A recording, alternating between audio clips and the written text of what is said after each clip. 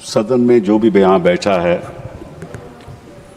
उनके मन में ये बात तो ज़रूर होगी कि बच्चों के भविष्य के बारे में, कि उनका भविष्य अच्छा होना चाहिए, उज्जवल होना चाहिए सभी को। मैं नहीं सोचता कि कोई भी ऐसा सदन में जो बैठा हो ऐसा नहीं सोचता होगा, लेकिन जो चर्चा हो रही है वो उस दृष्टिकोण से नहीं हो रही है कि किसी तरीके से शिक्षा में सुधार लाया जाए। और हो क्या रहा है कि अगर आप बच्चों की बात नहीं सुनोगे और तवज्जो नहीं दोगे तो निश्चित रूप से आप गलत रास्ते पे चल पड़ोगे।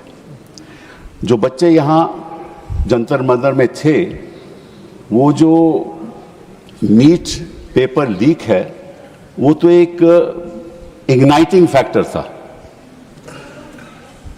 वो कारण नहीं था। और मैं क्यों इस बात को कह रहा हूं, क्योंकि मैंने बच्चों से बात की, मैं उनका नाम नहीं लेना चाहता था, वो टारगेट हो जाएंगे। एक ने कहा we have been left behind, मुझे पीछे छोड़ दिया। Modi ji take action to secure the next generation's future, वो पेपर लीक की बात नहीं कर रहे थे। एक ने कहा मैं नौकरी ढूंढता हूं तो 10,000 से मैं ग्रेजुएट हूं, मुझे 10,000 से ज्यादा मिलता नहीं, मैं करूं क्या। एक और ने कहा this is the first step, it's not just about education, it is about the job market. मैं बच्चों की बात कर रहा हूं जो संतर मंतर में थे। पेपर लीक तो एक इग्नाइटिंग फैक्टर था ना। फिर एक ने कहा resignation is not an end, it's the beginning, we haven't even scratched the surface. The resignation we haven't even cracked the surface. His resignation is not an end but only the beginning. The movement started by Gen Z must continue until every deserving student in this country gets an equal opportunity based purely on merit. ये ख्याल लाते बच्चों के।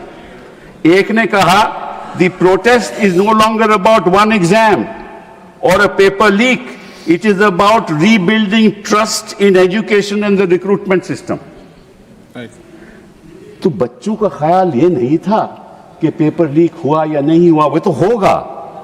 ये जो विधायक लाए हो ना, इसकी असम्पशन ही है कि पेपर लीक होगा। यस तो नेचुरली तो ये इशू नहीं है देश के बच्चों के सामने। देश के बच्चों के सामने उनका भविष्य का इशू है, उसके बारे में आप सोचती है। उसके बारे तो आप विधेयक को लाए नहीं। इस देश में सिचुएशन क्या है कि 1 लाख से ज्यादा तो सिंगल टीचर स्कूल है, कैसे भविष्य बनेगा उनका। 2 मिनट बोलने देंगे सर, 1 मिनट और कंप्लीट करें। बोलने मैं देखिए, मैं कोई इधर उधर की बात नहीं, समय देखिए। देखो और IITs, IIMs, आइसर्स में 28%, 5-6% वैकेंसीज हैं। क्या होगा उच्च शिक्षा का। अभी प्रधानमंत्री जी ने बताया फिजिक्स ओलंपियाड में हमने ज्वाइंट रूप में सही 5 गोल्ड मेडल पाकर टॉप किया। केमिस्ट्री, बायोलॉजी और मैथ के ओलंपियाड में शानदार प्रदर्शन हमारे बच्चों ने किया। आप अगर देखें तो अभी स्काई रूट कंपनी ने भारत का first space satellite Vikram 1 launch किया और जिसकी एवरेज एज 28 साल है। और यह भी याद करिए, इस समय हमारे बच्चों के, युवाओं के प्रतीक कौन? गुकेश डोमराजू जो 18 साल की उम्र में वर्ल्ड चेस चैंपियन बना। वो देवव्रत महेश रेखे जिसने 19 साल की उम्र में दंडकम पारायण शुक्ल यजुर्वेद का करके दिखा दिया। यह है हमारी एक्चुअल जेन जी की प्रतिभा और इस प्रतिभा को निखारने और संवारने के लिए हमारी सरकार पूरी तरीके से प्रतिबद्ध है।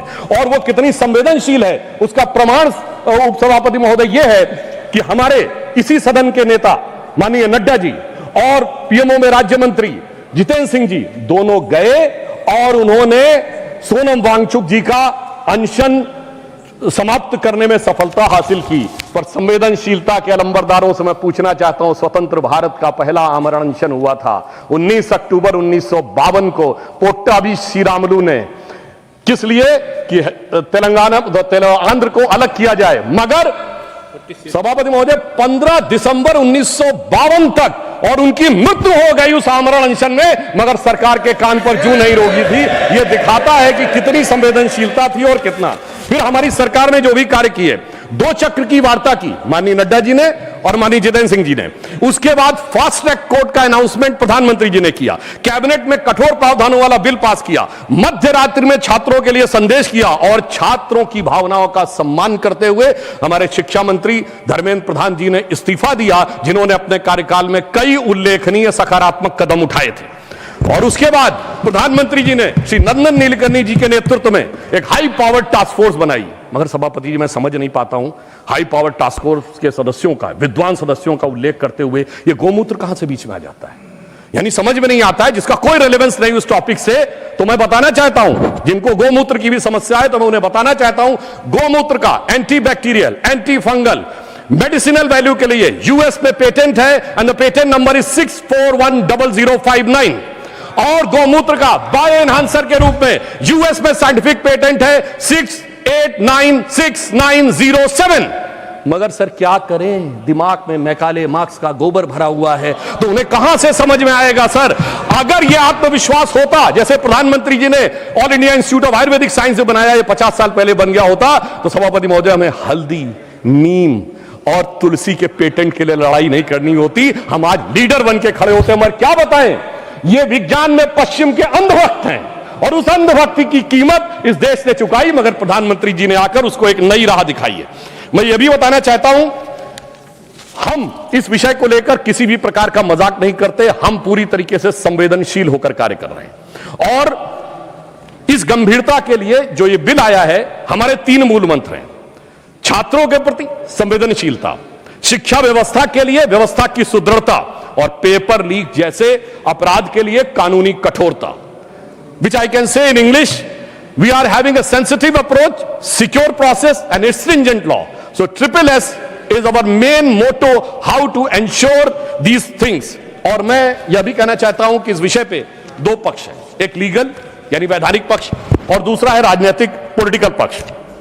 हम दोनों, पहले मैं लीगल पक्ष के ऊपर बात करूंगा, फिर पॉलिटिकल पक्ष के ऊपर। मगर हमारी सरकार ने यह प्रतिबद्धता दिखाई है कि जब छात्रों के भविष्य की बात आए तो ऐसा कठोर कानून बनाया है कि पेपर लीक करने वाले माफियाओं का मनोबल गिरना नहीं चाहिए, मनोबल जमींदोज हो जाना चाहिए।